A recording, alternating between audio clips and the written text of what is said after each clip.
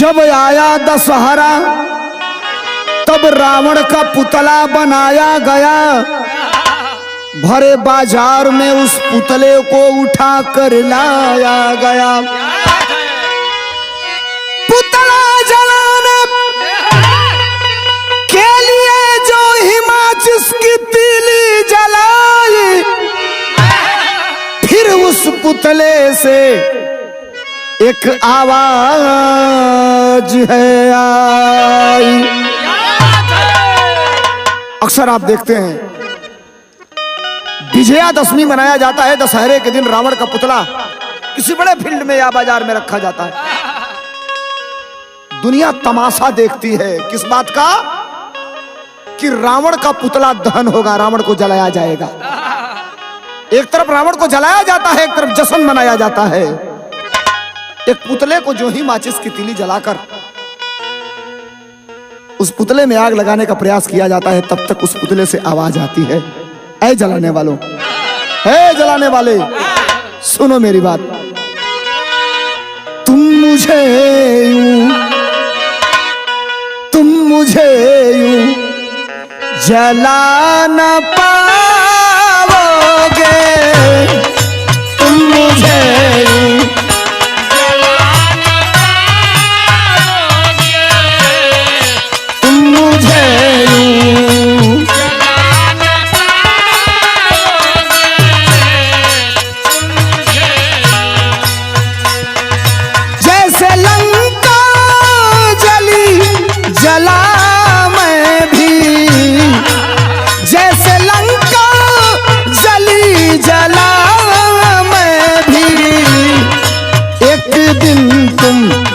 जलाए जाओगे, एक दिन तुम जलाए जाओगे, तुम मुझे यूं जलाना।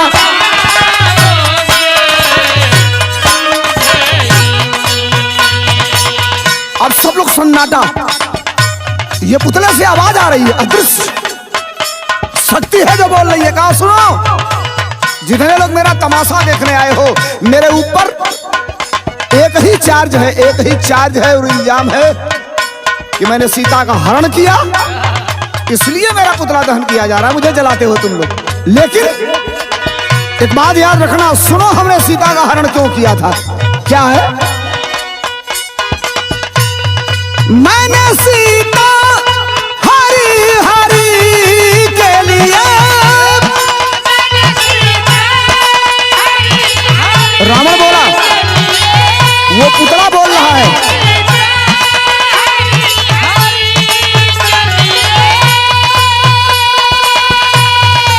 राक्षस कुल की बेहतरी के लिए, राक्षस कुल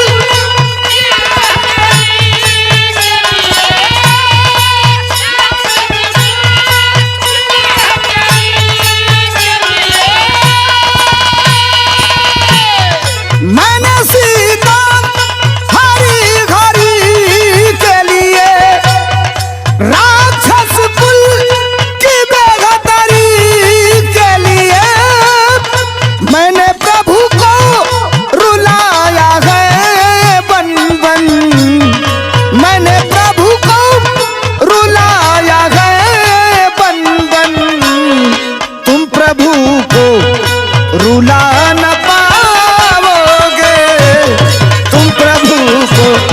रुला न पाओगे, तुम मुझे यूं जला न पाओगे, तुम मुझे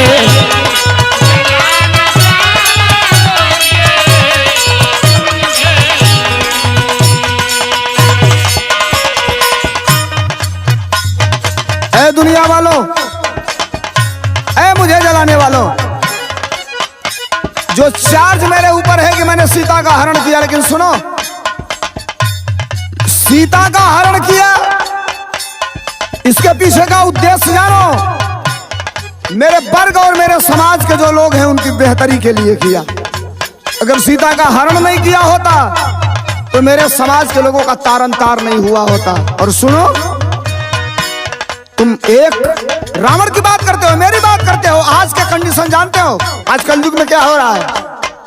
वो पुतला बोल रहा है। क्या बोला? आज रावण से राम डरते हैं,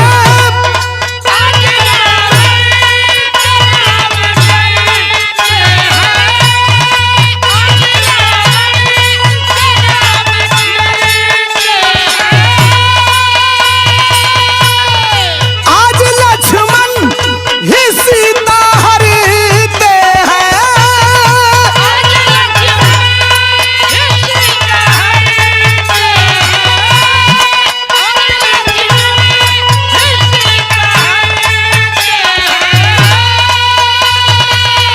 सुनो सुनो सुनो दुनिया वालों, सुनो इस बात को। आज रावण से राम डरते हैं, आज लक्ष्मण ही सीता हरते हैं। आज छीना है हक भरत भाई, आज छीना है हक भरत भाई। शत्रुता शत्रुधन में पाओगे, शत्रुता शत्रुधन में पाओगे। तुम मुझे यूं जला न पाओगे, तुम मुझे यूं।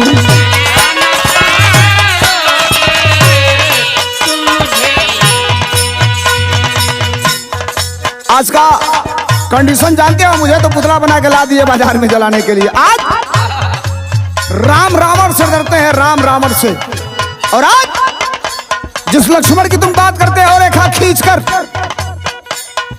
उस सीता की सुरक्षा का जिम्मा लिया था, वही लक्ष्मण आज देखो चारों तरफ तुम्हारे भारत के भूमंडल पे सीता का हरण करते नजर आएंगे। इतना ही नहीं, जो भारत 14 वर्ष अपने भाई का खड़ाऊ राजगद्दी पर रख के राज चलाया, भाई के रूप में उस खड़ाऊ को पूजा, आज वही भरत भाई का हक छीन के मालिक बन रहा है। और जो शत्रुघ्न दुनिया से लड़ा अपने भाई के लिए, वो सबसे बड़ा शत्रु बन के बैठा है। मुझे दोष देते हो कि मैं सीता का हरण करता हूं?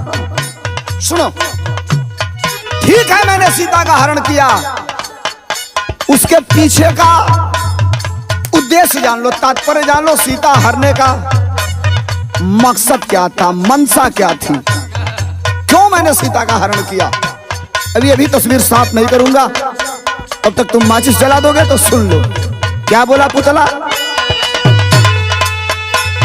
सीता हरना तो एक बहाना था,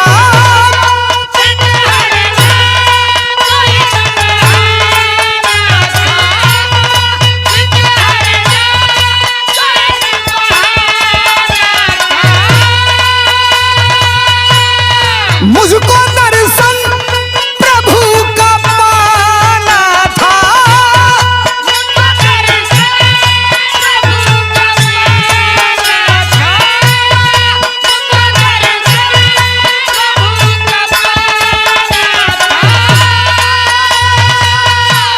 सीता हरना तो एक बहाना था, मुझको दर्शन प्रभु का पाना था। मैंने मर कर भी राम को पाया,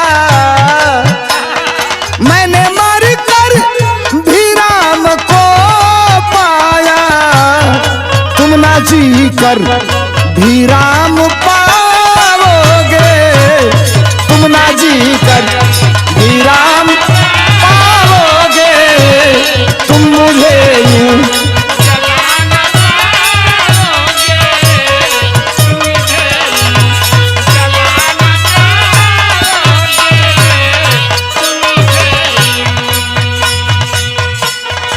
अब ये सारी लाइनें सुनने के बाद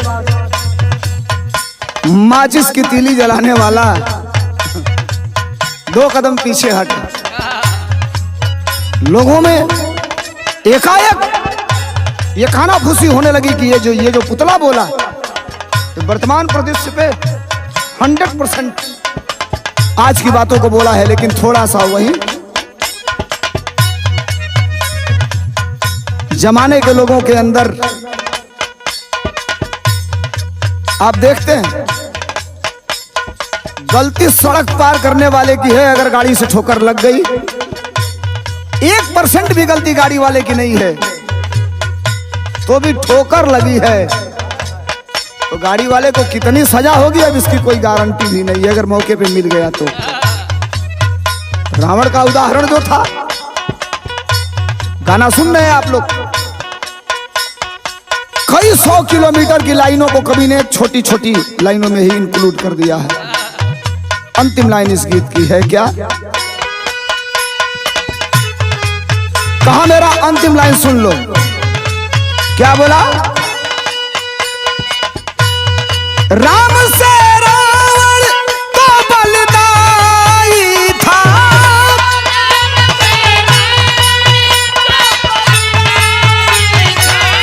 कहा सुनो, राम से मजबूत था हर मामले में, हारा क्योंकि विरोधी भाई था।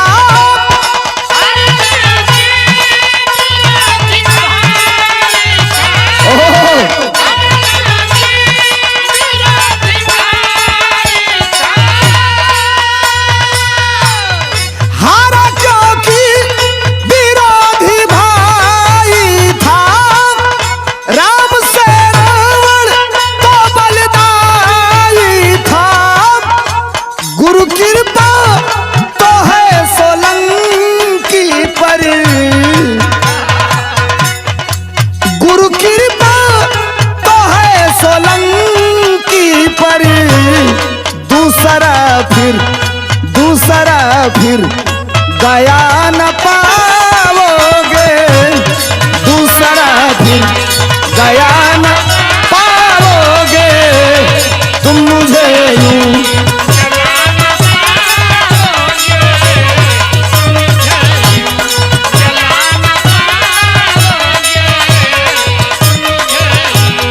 जैसे लंका जली थी रावण की, जैसे लंका जली थी रावण की, तुम मुझे यूं जला न पाओगे, तुम मुझे यूं जला न पाओगे, तुम मुझे यूं जला न, अरे तुम मुझे यूं जलान,